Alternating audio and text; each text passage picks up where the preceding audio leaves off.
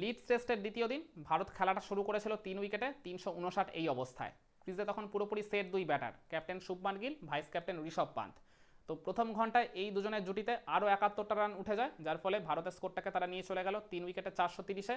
তখন ওভারওয়েলমিং ওই জায়গা থেকে টিম ইন্ডিয়াই এই ম্যাচে ফেভারিট ছিল, কিন্তু এই জায়গা থেকে আমাদের সবাইকে চমকে দিয়ে খুবই সারপ্রাইজিংলি ভারত অল আউট হয়ে গেল মাত্র 471 রানে। মানে হিসাব মতো প্রথম ইনিংসে ভারতে লাস্ট 7টা উইকেট পড়েছে মাত্র 41 রানে। এই যে ভয়াবহ যে ব্যাটিং বিপর্যয় বা ব্যাটিং কোল্যাপসটা হলো, এর কি কোনো ব্যাখ্যা রয়েছে, কোনো কারণ রয়েছে, কোনো যুক্তি রয়েছে? অনেকে দেখছি এই ব্যাটিং বিপর্যয়ের জন্য ওই পরের দিকের ব্যাটার করুণ নায়ার, রবীন্দ্র জাডেজা কিংবা শার্দুল ঠাকুরদের দোষারোপ করছেন, কিন্তু আমি বলবো এদের তো দায়টা ডেফিনেটলি রয়েছেই, তারা তাদের ডিউটিটা ঠিকভাবে পালন তো করে আসতে পারেনি। আর এছাড়া ওই যে দুই সেট ব্যাটার ছিলেন গিল আর পান্থ, এদের দায়টাকেও কিন্তু আপনি কোনোভাবেই অস্বীকার করতে পারবেন না। 3 উইকেটে যখন 430 ছিল ভারতের স্কোরটা, তখন দুজনেই গোল্ডেন টাচে ব্যাটিং করছিলেন। শুভমান গিল 147-এ দাঁড়িয়েছিলেন। তো ওই জায়গা থেকে ওই স্পিনার শোয়েব বাশিরকে কি কোনো প্রয়োজন ছিল এরকম একটা গ্ল্যামারাস শট খেলতে যাওয়া ওই ডিপ মিড উইকেট দিয়ে? তিনি ওই ছক্কা মেরে আর কি মানে নিজের 150 রানের মাইলস্টোনটা কমপ্লিট করতে চেয়েছিলেন অনেকটা ঋষভ পান্তের মতো।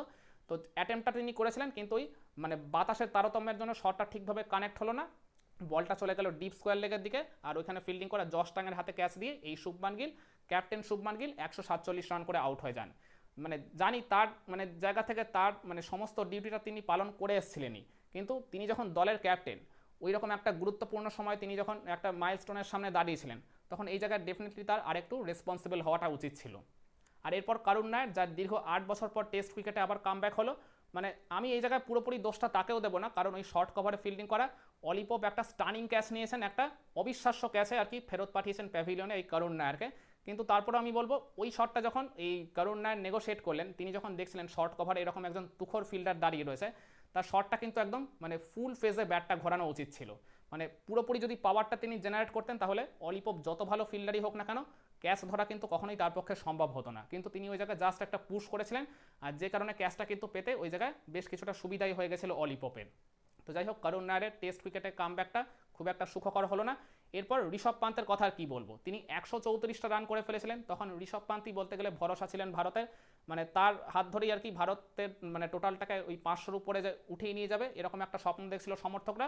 কিন্তু ওই 134 রানে পুরোপুরি সেট হয়ে যাওয়ার পরও ওই জশ টাঙ্গের একটা ডেলিভারিতে তিনি কি আর কি ব্রেন ফেডের একটা জাজমেন্ট দিলেন, মানে ইনকামিং ডেলিভারিতে তিনি নাকি জাজমেন্ট দিলেন, বলটা যদি বাইরের দিকে চলে যেত তাহলে না হয় ঠিক আছে, কিন্তু ওই মানে ভেতরের দিকে যখন বলটা আপনার আসছে, ওটাকে কি জাজমেন্ট দিয়ে ওরকমভাবে লিভ করে? আর যার ফলে আম্পায়ারের আঙুল তুলে দিতে কোনো রকম সমস্যাই হয়নি, যদিও তিনি রিভিউ নিয়েছিলেন কিন্তু কোনো লাভ হয়নি। ওটা তো দেখেই খালি চোখেই বোঝা যাচ্ছিল যে পুরোপুরি এলবিডব্লিউ আউটের তিনি শিকার ইতিমধ্যে হয়ে গেছেন। তো ঋষভ পান্তের উইকেটটা চলে যাওয়ার পরই কিন্তু ওই লাঞ্চের আগেই ভারত মানে চরম বিপদের মধ্যে পড়ে গেছিল। আর এরপর শার্দুল ঠাকুরের কথা আর কি বলবো, শার্দুল ঠাকুর মানে ওই নীতিশ কুমার রেড্ডিকে রিপ্লেস করে কিন্তু এই ম্যাচের একাদশের জায়গা করে নিয়েছিলেন। এই ম্যাচটা কিন্তু আলটিমেটলি নীতিশ কুমার রেড্ডিরই খেলার কথা ছিল। মানে আমি এই ম্যাচ শুরুর আগে কিন্তু একটা আর কি মানে ডিসকাশনে বলেওছিলাম যে নীতিশ কুমার রেড্ডির অ্যাজ আ ব্যাটার স্টেবিলিটি কিন্তু শার্দুল ঠাকুরের চাইতে তুলনামূলক বেশি।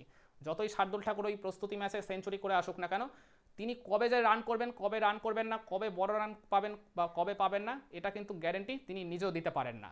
তো ওই বেন স্টোকসের মানে একদম সামনের দিকে লেংথের ডেলিভারিটাকেই তিনি ওই পুশ করতে গেলেন কাভার দিয়ে, যখন দেখছেন যে ওভারকাস্ট কন্ডিশন, বল ওইখানে দারুণভাবে মুভ করছে, তখন ওই জায়গায় জাস্ট লিভ করে দেওয়া উচিত ছিল, যখন লাঞ্চ হতে আর আপনার 1 বা 2টা ওভার বাকি। তো শার্দুল ঠাকুর ওই কেদারি মেরে আর কি শট খেলতে গেলেন ওই কাভার দিয়ে, তো ওই জায়গায় আউটসাইড এজার শিকার হয়, তিনি উইকেট কিপারের হাতে ক্যাচ দিয়ে আউট হয়ে যান। তো এই মানে 4টে আর কি গুরুত্বপূর্ণ উইকেট খুইয়ে ফেললো ভারত ওই লাঞ্চ মানে ব্রেকের আগেই। তো যার ফলে তখন ওই জায়গায় ভারত 7-7টা উইকেট খুইয়ে ফেললো। আর এরপর রবীন্দ্র জাডেজা তিনি তার মতো করে একটু চেষ্টা করেছিলেন ঠিকই, 2টা বাউন্ডারি মেরেছিলেন, কিন্তু রবীন্দ্র জাডেজা মানে তারও এই জায়গায় আমাকে দায়টা দিতেই হবে, ওই জশ টাঙ্গেরই ইনকামিং ডেলিভারিটাকে তিনি লেট কাট খেলতে গেলেন।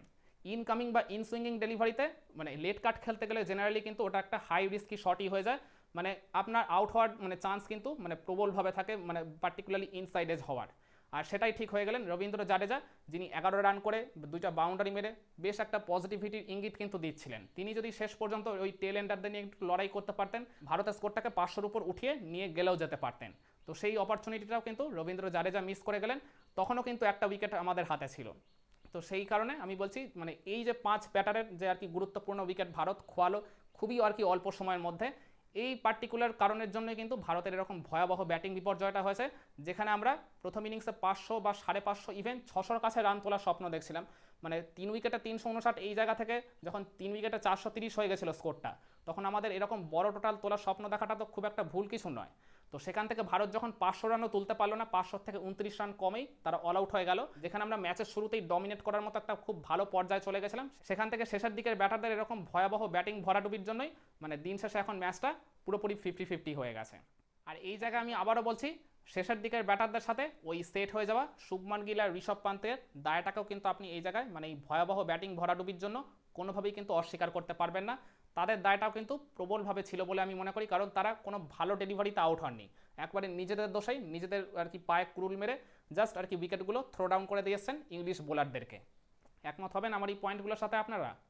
কমেন্টে জানান।